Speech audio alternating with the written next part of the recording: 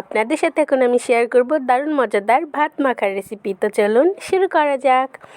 এখানে আমি নিয়ে নিয়েছি শুকনো মরিচ, একটু আগুনের তাপে টেলে নিয়েছি, কাঁচামরিচ নিয়েছি আর পেঁয়াজ কুচো করে নিয়েছি। তো এই যে শুকনো মরিচটা আমি লবণ দিয়ে একটু ডলে নিব, হ্যাঁ, সুন্দর মতন এটার সাথে মিশে যাক। তারপরে এর সাথে আমি কাঁচামরিচটাও এখন মিশিয়ে নিচ্ছি। আমাদের উত্তরবঙ্গে কিন্তু এটা অনেক জনপ্রিয়, হ্যাঁ। রাতে বেঁচে যাওয়া ভাত আমরা রেখে দিই, সকালবেলা এরকম মাখিয়ে খেতে কিন্তু দারুণ মজা। তবে গরম ভাতে এভাবে মাখিয়ে খাওয়া যায়, অনেক মজা লাগে। তো এখন আমি দিয়ে দিব একদম খাঁটি সরিষার তেল। এখানে কিন্তু সরিষার তেল মাস্ট দিতে হবে, হ্যাঁ, অন্য তেল দিলে কিন্তু ভালো লাগবে না। এই যে দেখতে পাচ্ছেন, তো আমি সরিষার তেল দিয়ে এটা সুন্দর মতন মাখিয়ে নিচ্ছি।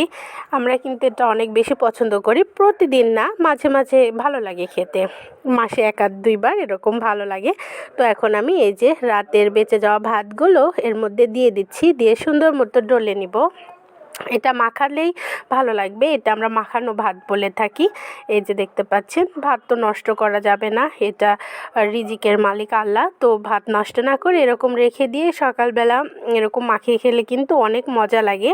এই যে দেখতে পাচ্ছেন, আমি সুন্দর মতো ভাতটা মাখিয়ে নিয়েছি, প্রায় হয়েও গিয়েছে। এই যে আমার ভাত মাখানো দেখতে পাচ্ছেন, এটা কিন্তু অনেক সুস্বাদু। এই যে আমার রাতে বেঁচে যাওয়া তরকারি ছিল, মুরগির গোশ রান্না করেছিলাম। তো এই যে আমি একটু আলু আর 2 পিস গোশ নিয়ে নিলাম, এখন এটা দিয়ে খাবো, দারুণ মজা, হ্যাঁ। এরকম আপনি এটা ডিম ভাজি দিয়েও খেতে পারবেন, আবার আলু ভর্তা দিয়েও খেতে পারবেন। এরকম গোশের তরকারি হলে তো আর কোনো কথাই নেই। তো এই যে দেখতে পাচ্ছেন, আমি সুন্দর মতন এটা নিয়ে নিয়েছি। এখন খাওয়ার পালা, একটু টেস্ট করে দেখি আসলে কেমন হয়েছে। বিসমিল্লাহ করে একটু খেয়ে দেখি আসলে কেমন মজা। এই যে আলহামদুলিল্লাহ, দারুণ মজা ছিল, হ্যাঁ। এটা আপনারা কিন্তু কারা কারা খেয়েছেন অবশ্যই কমেন্টে জানাবেন, আর যারা খাননি অবশ্যই একবার হলেও ট্রাই করে দেখবেন। অনেক মজা ভাই, অনেক দারুণ মজা। এই যে দেখতে পাচ্ছেন, সুন্দর লাগতেছে খেতে, অনেক সুন্দর। তো আমার ভিডিওটা ভালো লাগলে অবশ্যই লাইক, কমেন্ট অ্যান্ড শেয়ার করে দিবেন। ধন্যবাদ।